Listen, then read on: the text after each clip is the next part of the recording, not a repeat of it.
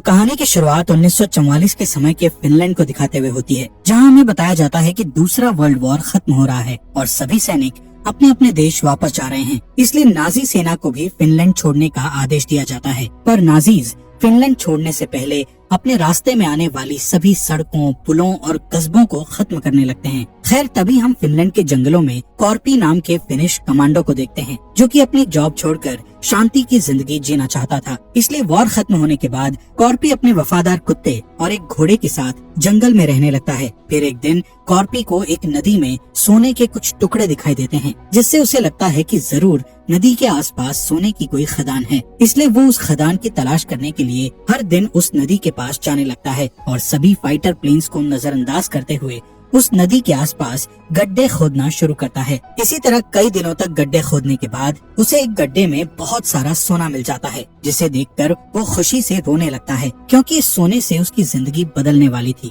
खैर, कॉर्पी उस सोने को उठाकर अपने टेंट में छुपा देता है, जहां वो पूरी रात जागकर उस सोने की हिफाजत करता है, क्योंकि उसे डर था कि कोई उसके सोने को चुरा न ले। अगली सुबह कॉर्पी सारा सोना एक बैग में रखता है और अपने घोड़े पर बैठकर वहां से निकल जाता है, जिसके साथ साथ उसका कुत्ता भी पीछे पीछे जाने लगता है। कुछ घंटों चलने के बाद कॉर्पी को रास्ते में नाजी सेना का जनरल ब्रूनो दिखाई देता है, जो कि अपने सैनिकों के साथ वहां से गुजर रहा था। यहाँ ब्रूनो के पास एक खतरनाक टैंक था। इसके अलावा वो कई फिनिश औरतों को किडनैप करके अपने साथ ले जा रहा था। असल में वो सभी सैनिक उन औरतों के साथ गलत काम किया करते थे। तभी हम वुल्फ नाम के सैनिक को देखते हैं, जो कि एक औरत के साथ जबरदस्ती करता है। यहाँ कॉर्पी ब्रूनो को देखता है और फिर उसके सभी सैनिकों को अनदेखा करके आगे बढ़ने लगता है। तभी वुल्फ ब्रूनो के पास आता है और कॉर्पी को मारने के लिए अपनी गन उठा लेता है, जिस पर ब्रूनो उसे रोक लेता है और कहता है कि वो आदमी वैसे भी अपनी मौत के पास जा रहा है, क्योंकि हमारी एक टुकड़ी पीछे आ रही है।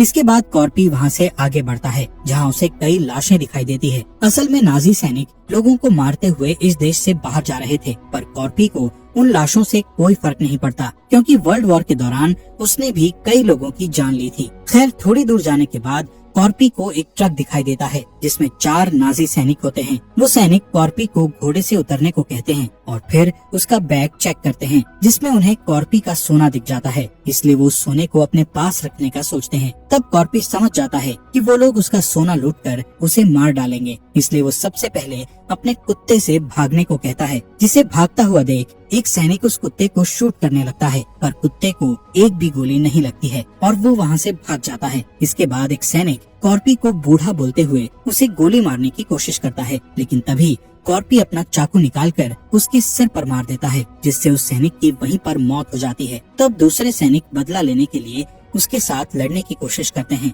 लेकिन कॉर्पी तेजी से आगे बढ़ता है और अपने चाकू से उन्हें मारने लगता है। साथ ही वो एक सैनिक की बॉडी को ढाल बनाकर गोलियों से बचने लगता है, जिसके बाद वो एक सैनिक को हेलमेट से पीट कर मार डालता है। तभी बचा हुआ सैनिक उसे पीछे से पकड़ने की कोशिश करता है, जिससे कॉर्पी उसका हाथ मोड़ देता है और उसे अपनी गन से शूट करके मार डालता है। इधर ब्रूनो और उसके सैनिकों को जब गोलियों की आवाज सुनाई देती है, तब वो चेक करने के लिए वापस पीछे आने लगते हैं, लेकिन तब तक कॉर्पी वहाँ से चला जाता है। यहाँ ब्रूनो देखता है कि उसके 4 सैनिकों को किसी ने मार दिया है। तभी उसे अपने एक सैनिक के पास सोने का टुकड़ा दिखाई देता है, जो कि उस सैनिक ने अपनी जेब में छिपा लिया था। इस टुकड़े को देखकर ब्रूनो को समझ आ जाता है कि उसके साथियों को यहाँ से जा रहे उस बूढ़े आदमी ने ही मारा है और उसके पास बहुत सारा सोना है। इसलिए ब्रूनो कॉर्पी के पीछे जाने का फैसला करता है। कुछ ही देर बाद उन्हें रास्ते में कॉर्पी दिखाई देता है। तब वो अपने टैंक से उस पर गोली चलाने लगता है, लेकिन कॉर्पी अपने घोड़े की स्पीड बढ़ाता है और उन्हें चकमा देकर भागने लगता है। जिसके बाद कॉर्पी एक माइन फील्ड में चला जाता है, जहाँ नाजी सैनिकों ने कई माइन बिछाकर रखी हुई थी। इसी दौरान ब्रूनो भी वहाँ पहुँच जाता है, पर वो अपने आदमियों को शूट करने से मना करता है और हंसते हुए उन्हें बताता है कि ये बूढ़ा आदमी ब्लास्ट होने वाला है। तभी कॉर्पी का घोड़ा एक माइन पर पैर रख देता है, जिससे वहाँ ब्लास्ट हो जाता है और कॉर्पी घायल हो जाता है, पर इस ब्लास्ट में उसका घोड़ा मर जाता है। थोड़ी देर में ब्रूनो वहाँ आता है और देखता है कि कॉर्पी अपना सोना उठाकर बैग में रख रहा है, इसलिए ब्रूनो वहीं रुक जाता है और कॉर्पी को देखता रहता है। असल में वो सोना उठाने के लिए माइनफील्ड में जाना नहीं चाहता था, इसलिए वो कॉर्पी को मारने के लिए थोड़ा इंतजार करता है। फिर जैसे ही कॉर्पी सारा सोना उठा लेता है, तब ब्रूनो अपने सैनिकों से कॉर्पी को मारने का आदेश देता है, लेकिन कॉर्पी पहले से ही तैयार था, इसलिए वो सोने के साथ एक पत्थर उठा लेता है और एक माइन पर फेंककर ब्लास्ट कर देता है, जिससे वहाँ काफी ज्यादा धुआं फैल जाता है और कॉर्पी धुएं की मदद से छिप जाता है। जिसके बाद नाजी सैनिक उसे मारने के लिए धुएं में गोलियां चलाने लगते हैं, लेकिन कॉर्पी एक ढाल का उपयोग करके उन गोलियों से बच जाता है। कुछ देर बाद ब्रूनो अपने एक सैनिक को कॉर्पी को चेक करने के लिए भेजता है। तब वो सैनिक गलती से एक माइन से टकरा जाता है, जिससे उसकी मौत हो जाती है। ये देखकर ब्रूनो अपने 2 और सैनिकों को वहाँ भेजता है, पर वो दोनों भी माइन पर कदम रखने के कारण मारे जाते हैं। फिर जब वहाँ का धुआं साफ होता है तो उन्हें पता चलता है कि कॉर्पी वहाँ से भाग चुका है। ये देखकर ब्रूनो को बहुत गुस्सा आता है, इसलिए वो 2 फिनिश औरतों को ढाल बनाकर माइन फील्ड से गुजरने का फैसला करता है। इसलिए वुल्फ सबसे डरी हुई औरतों को पकड़ कर ले आता है और उन्हें टैंक के सामने चलने का कहता है। इस बीच ब्रूनो उस जगह की जांच करता है जहां उसे कॉर्पी के कुत्ते का टैग मिलता है। थोड़ी देर के बाद वो सभी माइन फील्ड से गुजरने लगते हैं, जिस दौरान ब्रूनो कॉर्पी के बारे में जानकारी मांगने के लिए टैंक में रखे रेडियो का यूज करता है। तब उनके हेड ऑफिसर उन्हें बताते हैं कि उस बूढ़े आदमी का नाम कॉर्पी है और तुम्हें उसका पीछा करना बंद करना होगा। इसके अलावा हेड कहता है कि तुम भाग्यशाली हो जो कॉर्पी से मिलने के बाद भी जिंदा हो, क्योंकि कॉर्पी वर्ल्ड वॉर का सबसे खतरनाक कमांडो था और कोई भी उसके साथ दुश्मनी नहीं करना चाहता। साथ ही ब्रूनो को पता चलता है कि वॉर के दौरान रशिया के सैनिकों ने कॉर्पी के परिवार को मार डाला था, जिसके बाद कॉर्पी एक खतरनाक सैनिक बन गया और उसने अपने ऑफिसर्स का आदेश लेना भी बंद कर दिया। तब से ही उसके ऑफिसर्स ने उसके ऊपर कंट्रोल करना छोड़ दिया और उसे रशियन सैनिकों का शिकार करने के लिए अकेले जंगल में भेज दिया। तब से लेकर आज तक वो 300 से ज्यादा रशियन लोगों को अकेले मार चुका है। सबसे आखिर में हेड उन्हें कहता है कि सबको लगता है कि कॉर्पी अमर है, इसलिए तुम्हें उसका पीछा नहीं करना चाहिए। पर ब्रूनो को इस बात से थोड़ा सा भी डर नहीं लग रहा था, इसलिए वो कॉर्पी की तलाश जारी रखता है। असल में नाजी सैनिकों को युद्ध हारने के कारण सजा मिलने वाली थी और ब्रूनो उस सोने की मदद से अपनी सजा खत्म करवाना चाहता था, इसलिए वो किसी भी हाल में कॉर्पी से सोना चुराना चाहता था। इस बीच हम कॉर्पी को देखते हैं जिसे रास्ते में एक जला हुआ ट्रक दिखाई देता है। तब वो छिपने के लिए उस ट्रक के पीछे जाकर लेट जाता है और अपने घावों को ठीक करने के लिए चाकू से सभी गोलियां निकालता है और घावों को धूल से ढक देता है। तभी कॉर्पी का कुत्ता भी वहाँ आ जाता है। अब क्योंकि कॉर्पी ने उसे अपने आप से दूर भागने को कहा था, इसलिए वो कॉर्पी के पास नहीं जाता है बल्कि उसे दूर से ही देखता है। यहाँ कॉर्पी की हालत खराब होने के कारण उसकी आंख लग जाती है, पर कुछ ही घंटे बाद वहाँ नाजी सैनिक आ जाते हैं, जिनकी आवाज सुनकर वो जाग जाता है। तब कॉर्पी देखता है कि नाजी सैनिक उसे ढूंढने के लिए कुत्तों का इस्तेमाल कर रहे हैं, इसलिए वो तुरंत ट्रक के नीचे छिप जाता है और नाजीज को देखने लगता है। तभी मौका देखकर वो नाजी सेना के ट्रक के नीचे जाकर छिप जाता है और फिर उस ट्रक के फ्यूल टैंक को काटकर अपने ऊपर फ्यूल गिराने लगता है ताकि नाजीज के कुत्तों को उसकी स्मेल न आ सके। इसके बाद नाजीज कॉर्पी को ढूंढने के लिए नया प्लान बनाने का सोचते हैं और वहीं रुक जाते हैं। तब कॉर्पी वहाँ से भागने की कोशिश करता है, लेकिन एक कुत्ता उसे देख लेता है और भौंकने लगता है, जिससे सैनिकों को कॉर्पी का पता चल जाता है और वो उसे गोलियों से मारने लगते हैं, जिसमें एक गोली कॉर्पी के पैर में लग जाती है, पर फिर भी वो वहाँ से भाग जाता है। ये देखकर ब्रूनो अपने कुत्तों को उसके पीछे भेज देता है। तब कॉर्पी उन कुत्तों को डराने के लिए अपने आप को जला लेता है और पास वाली एक झील में कूद जाता है, जिसके बाद सभी सैनिक उस पर गोलियां चलाने लगते हैं, जिस पर ब्रूनो अपने आदमियों को रोकता है और कॉर्पी की झील से बाहर निकलने का इंतजार करता रहता है, पर कॉर्पी बहुत देर तक बाहर नहीं निकलता है।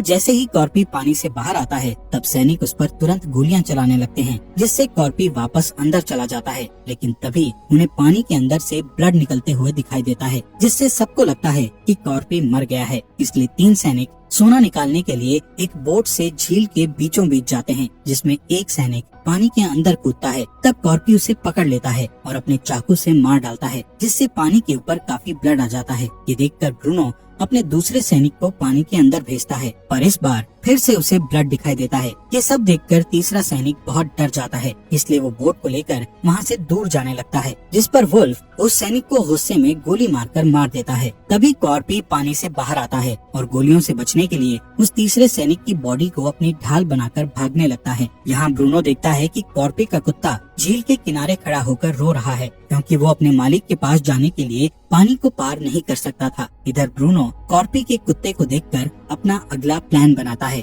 दूसरी तरफ कॉर्पी कुछ घंटे चलने के बाद आखिरकार एक शहर में पहुंच जाता है, लेकिन ये शहर नाजीज ने पूरी तरह तबाह कर दिया था। अब क्योंकि कॉर्पी बहुत थक चुका था, इसलिए वो गैस स्टेशन के अंदर आराम करने का फैसला करता है, जहाँ वो अपने पैर के दर्द को सहन करते हुए सोने की कोशिश करता है, जिस दौरान उसे वो दिन याद आता है जिस दिन उसने अपने परिवार को खो दिया था। खैर, कॉर्पी की किसी तरह नींद लग जाती है, पर कुछ देर बाद जब उसे अपने कुत्ते के भौंकने की आवाज सुनाई देती है तो उसकी नींद खुल जाती है। इसके बाद कॉर्पी अपने कुत्ते से मिलता है। तभी उसे पता चलता है कि उसके कुत्ते के ऊपर एक डायनामाइट लगा हुआ है, इसलिए वो तुरंत उस डायनामाइट को फेंक देता है। लेकिन तभी वो डायनामाइट फट जाता है, जिससे कॉर्पी तेज झटके के साथ जमीन पर गिर जाता है। जब कॉर्पी को होश आता है तो वो अपने सामने ब्रूनो को देखता है, जिसने उसे बंदी बना लिया था। यहाँ ब्रूनो कॉर्पी से उसका सोना चुरा लेता है और उसके पॉकेट में सोने का एक टुकड़ा रख देता है और फिर उसे फांसी देकर मार डालता है। पर कॉर्पी अभी मरा नहीं था, क्योंकि उसने फांसी से बचने के लिए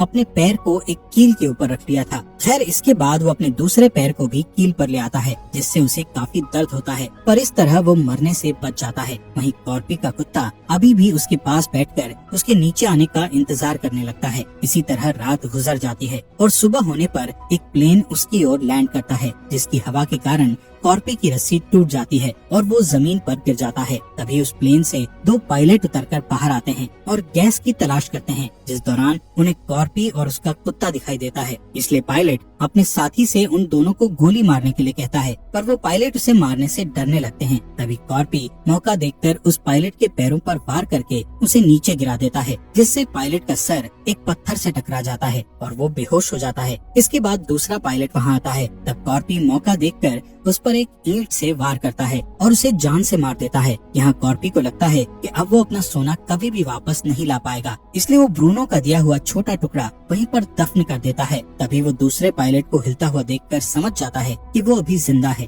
इसलिए वो उस पायलट के प्लेन से ब्रूनो के पास जाने का प्लान बनाता है, ताकि वो उससे अपना सोना वापस ला सके। लेकिन सबसे पहले वो अपने घावों से सभी गोलियां और मेटल के टुकड़ों को बाहर निकालता है और घावों पर आग लगाकर उन्हें एक तार से बंद कर देता है। ये देखकर पायलट उससे बुरी तरह डरने लगता है, जिसके बाद कॉर्पी अपने कुत्ते को वहीं छोड़ देता है और प्लेन में बैठकर ब्रूनो की तलाश में निकल जाता है। दूसरी तरफ नाजीज को अपने रास्ते में एक क्रैश्ड प्लेन दिखाई देता है, जिसे चेक करने के लिए वुल्फ प्लेन के अंदर जाता है और देखता है कि प्लेन क्रैश में पायलट की मौत हो चुकी है। तभी वुल्फ नोटिस करता है कि उस पायलट के गले में वही रस्सी है जिससे उन्होंने कॉर्पी को फांसी दी थी। यहाँ वुल्फ समझ जाता है कि कॉर्पी अभी जिंदा है और उन्हें मारने के लिए वापस आ गया है। साथ ही ब्रूनो भी समझ जाता है कि कॉर्पी बहुत खतरनाक है, इसलिए वो अपने आदमियों को तुरंत वहाँ से भागने का आदेश देता है। इसके बाद हम 2 सैनिकों को देखते हैं जो फिनिश औरतों के साथ ट्रक में बैठे होते हैं। वो दोनों सैनिक कॉर्पी के बारे में बात कर रहे होते हैं, जिनकी बातें सुनकर एनो नाम की औरत उन पर हंसने लगती है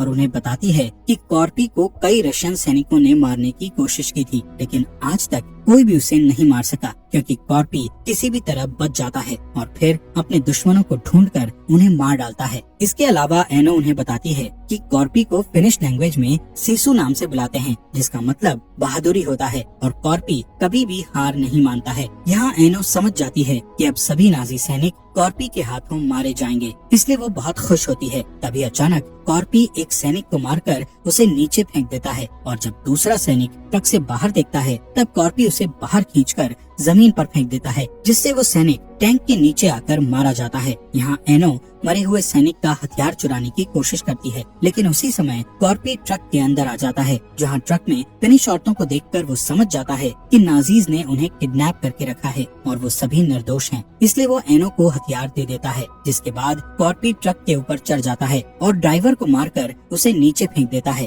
ताकि एनो उस ट्रक को चलाकर उसकी मदद कर सके। फिर वो ट्रक को टैंक के करीब ले जाता है। तब कॉर्पी उस टैंक पर कूदकर बाकी के सैनिकों को मारने चला जाता है, लेकिन टैंक में मौजूद लोगों को शक हो जाता है, इसलिए सभी औरतें मरे हुए सैनिकों की बॉडी को इस्तेमाल करती हैं ताकि नाजीज को सच्चाई का पता न चल सके। इसके बाद एनो अपने ट्रक को दूसरे ट्रक के पास ले जाती है, जहाँ सभी औरतें उस ट्रक में मौजूद सैनिकों को शूट करके बुरी तरह मार डालती हैं। साथ ही एनो ट्रक के ड्राइवर को भी गोली मार देती है, जिससे वो ट्रक सड़क के नीचे उतर जाता है। दूसरी तरफ कॉर्पी टैंक के गेट को तोड़ने की कोशिश करता है। तब ब्रूनो टैंक को अचानक से रोक देता है जिससे कॉर्पी नीचे गिर जाता है। ये देखकर वुल्फ कॉर्पी को मारने के लिए टैंक से बाहर आ जाता है, लेकिन कॉर्पी जल्दी से वापस टैंक पर चढ़ जाता है और वुल्फ से लड़ने लगता है, जिस दौरान वो दोनों जमीन पर गिर जाते हैं। अब टैंक में सिर्फ ब्रूनो और शूट्स नाम का सैनिक होता है, जो कि अपनी जान बचाकर वहाँ से भागने लगता है। यहाँ कॉर्पी वुल्फ को बुरी तरह पीट कर मारने लगता है, लेकिन इससे पहले कि वो उसे जान से मार पाता, तभी वहाँ एक बाइक से दो नाजी सैनिक आ जाते हैं, पर वो दोनों कॉर्पी को पहचान जाते हैं, इसलिए वो उससे डरकर वहाँ से भाग जाते हैं। यहाँ कॉर्पी वुल्फ को जिंदा छोड़ देता है और उस बाइक को लेकर टैंक का पीछा करने के लिए निकल जाता है, जिससे वुल्फ को लगता है कि कॉर्पी ने उसे जिंदा छोड़ दिया है। पर कुछ ही देर में फिनिश औरतें वुल्फ से बदला लेने के लिए वहाँ आ जाती हैं। इसी बीच ब्रूनो एक पायलट से मिलता है और उसके प्लेन से भागने का सोचता है। तब पायलट उसे बताता है कि उसके प्लेन में सिर्फ एक इंसान के बैठने की जगह है, जिस पर ब्रूनो अपने साथी शूट्स को शूट करके मार डालता है और प्लेन में बैठकर वहाँ से भाग जाता है। लेकिन तभी वहाँ कॉर्पी आ जाता है और प्लेन पर गोलियां चलाने लगता है, पर वो प्लेन टेक ऑफ होने लगता है, इसलिए कॉर्पी जल्दी से उस प्लेन के ठीक नीचे आ जाता है और पिकैक्स की मदद से प्लेन को पकड़ लेता है, जबकि ब्रूनो को लगता है कि उन्होंने कॉर्पी को पीछे छोड़ दिया है। खैर कॉर्पी जल्दी से प्लेन का पहिया पकड़कर पिकैक्स से प्लेन के अंदर घुसने का रास्ता बनाता है और बॉम्ब रूम के फ्लोर पर आ जाता है। यहाँ ब्रूनो को प्लेन के अंदर से कुछ आवाजें सुनाई देती हैं, जिस पर पायलट कहता है कि ये प्लेन काफी पुराना है, जिस वजह से इसमें आवाजें आती है। लेकिन ब्रूनो को शक होता है, इसलिए वो चेक करने के लिए बॉम्ब रूम में जाता है, पर जैसे ही वो दरवाजा खोलता है तब कॉर्पी उस पर कूद जाता है और उसे मारने लगता है, जिससे उन दोनों के बीच फाइट होती है। अब क्योंकि कॉर्पी काफी ज्यादा घायल था, जिस वजह से ब्रूनो उस पर हावी होने लगता है, लेकिन कॉर्पी अभी भी हार नहीं मानता। तब ब्रूनो एक मेटल बेल्ट से कॉर्पी पर हमला करता है, लेकिन कॉर्पी उस मेटल को पकड़ लेता है और उसे एक बॉम्ब से जोड़ देता है। इसके बाद वो बॉम्ब प्लेन से नीचे गिर जाता है, जिसके साथ साथ ब्रूनो भी नीचे गिर जाता है और ब्लास्ट के कारण मारा जाता है। यहाँ कॉर्पी अब रेस्ट करना चाहता था, लेकिन तभी वो प्लेन हिलते हुए नीचे की ओर जाने लगता है। यहाँ कॉर्पी को पता चलता है कि ब्रूनो से लड़ने के दौरान पायलट को भी गोली लग गई थी, जिस वजह से उसकी मौत हो गई है। अब कॉर्पी के पास बचने के लिए कोई रास्ता नहीं था, इसलिए वो अपने सोने को पकड़कर रख लेता है और मरने के लिए तैयार हो जाता है। फिर थोड़ी ही देर बाद वो प्लेन एक दलदल में जाकर क्रैश हो जाता है। इसी बीच फिनिश यूनिट के लोग नाजीज टैंक को अपनी ओर आता हुआ देखते हैं, इसलिए वो उस पर हमला करने के लिए तैयार हो जाते हैं। पर थोड़ी ही देर में उन्हें पता चलता है कि उस टैंक पर फिनिश औरतें हैं, जो कि नाजी सैनिक वुल्फ को तोप से बांध कर ला रही हैं। दूसरी ओर हम देखते हैं कि कॉर्पी दलदल के कारण बच चुका है। वो अपनी पिकैक्स की मदद से दलदल से बाहर निकलता है और फिर कुछ दिनों के बाद वो अपने कुत्ते के साथ हेलसिंकी शहर की बैंक में जाता है, जहां कॉर्पी को देखकर सभी लोग डर जाते हैं। पर कॉर्पी सीधे काउंटर पर जाता है और सोने के टुकड़ों को डेस्क पर रखकर बैंक से पैसा देने को कहता है। और इसी के साथ ये अमेजिंग मूवी यहीं पर खत्म हो जाती है। दोस्तों, आपके अपने फॉक्स एक्सप्लेनर हिंदी चैनल को सब्सक्राइब करने के लिए आपका दिल से शुक्रिया।